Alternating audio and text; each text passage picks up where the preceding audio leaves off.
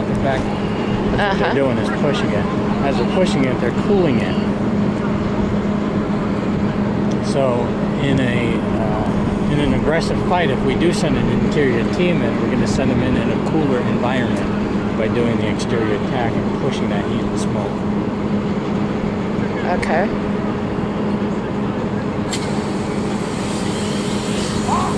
Now I will say this is not a real fire. This is a controlled burn. This is a controlled burn, yeah, for a demolition, and we were contacting and wanting to take this house down for them, and in doing so, we could use the structure for training, but we're not going to be doing any aggressive training inside because it is bed-bug infested. Oh, okay. So that's a whole other problem in the fire service. If our guys go into fires, if they go into environments that are bed-bug infested, then they bring them back to the stations. Oh yeah, that's not a good idea, huh? Well, there's actually fire stations across the country that have been closed down and had to move out to temporary quarters because of it. Oh wow. Yeah. Huh. You can hear the glass. They're breaking the glass. Yeah. The exterior attack team just broke out the one window, get a better advantage. And we have guys on the other side with thermal imagers that are taking thermal imaging measurements and heat measurements, trying to see how well the exterior attack is working, putting down the fire. Okay.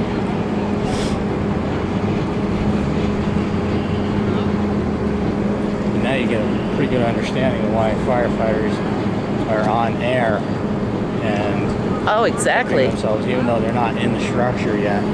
Because all that stuff is just really bad. Oh, I can tell you, just standing here, the smoke is terrible. Yeah. And after about 20 minutes standing, even in this, we're not getting it so bad, but even standing here after about 20 minutes, your eyes will start to burn. Yeah. I also want to note that Chief Resnick, Deputy Chief Resnick, is the one who's walking us through this today. He's the Deputy Chief of the Mesquite Fire Department. He's kind of given us an explanation as we go along. And you mentioned earlier you had notified everyone in the neighborhood, all the businesses and everyone, that this was going to go on, and so... We printed up nice little flyers. Sent them out to the whole neighborhood, to all the businesses. Yeah.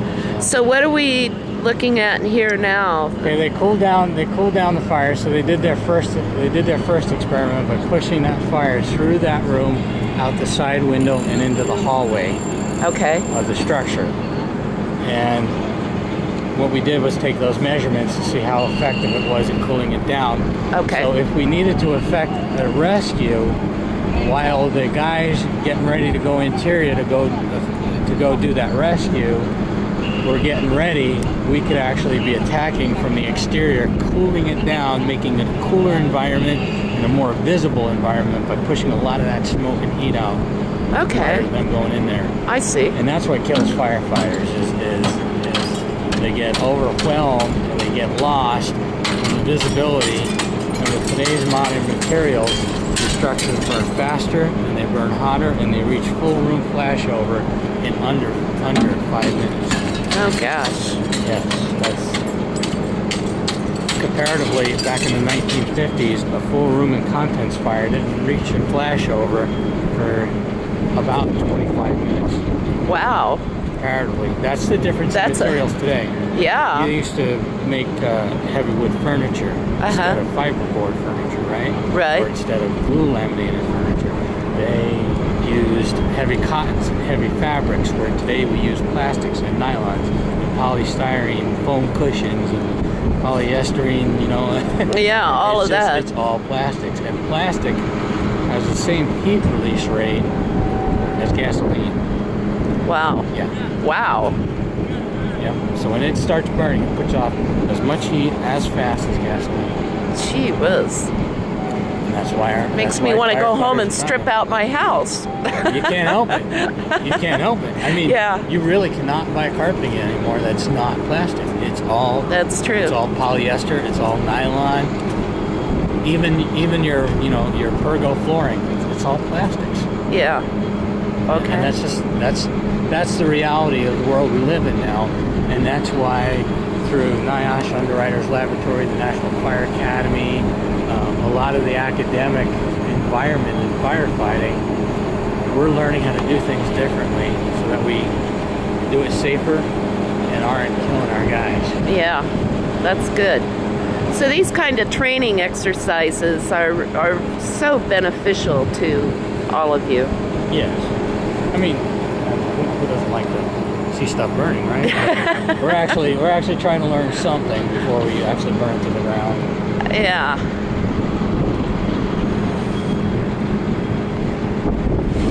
And so what are we looking at now? There's a smoke appears to be building up and increasing out the windows. They're doing another fire on the back corner.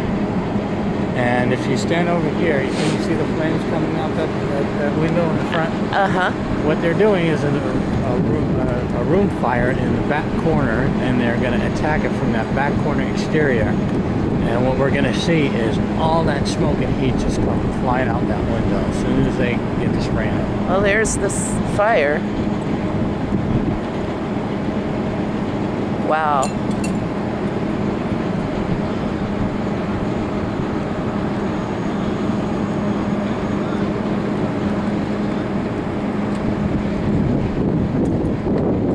So once we're done with that part, you can see that fire actually being pushed right out now. What we're going to take a couple of measurements, which they've already done, and now we're just going to let it burn. Okay. So instead of going back in there and starting it all over again, we're just going to let it continue. So now you're just going to see a fully enveloped fire. Now this is how how fast the structure is going to burn. Oh, because wow. this house is fully loaded with all the furniture, all the carpeting, all the belongings, the vacuum cleaners, the kitchen appliances. It's all. So it's like there. somebody who's living there, and I mean, this is as close as you get to the real thing. That is a house, yeah. Wow. The only thing that most houses don't have that this has is bed bugs. Okay. But that's how fast. Well, hopefully we'll get rid of them with this fire. So when you first notice that smoke pushing out heavy, if you call 911, we have a 3, 4, maybe 5 minute depending response time. Yeah. In that 5 minutes, in that 3 minutes, this is what we're gonna pull up to. That's how involved it's gonna be. Wow. And now you can understand how in today's world with today's materials that are being used for building construction, it's so important, more ever now than any other time, for aggressive home drills, aggressive smoke detector battery checks, getting in the habit of closing your doors when you go to sleep at night. These are all things that we've preached in the fire service for the last, but now it's evident why. Because if a small fire started in the living room and you were sleeping in your bedroom, before you even noticed that smoke, it would be that thick. Oh gosh. That thick, and you would be overcome by the fumes as soon as you realize that you're dead. And that's the reality of it. So that's why now we push smoke detectors, we push fire drills training in the home, we push home education. That's how we save lives now, through prevention and education.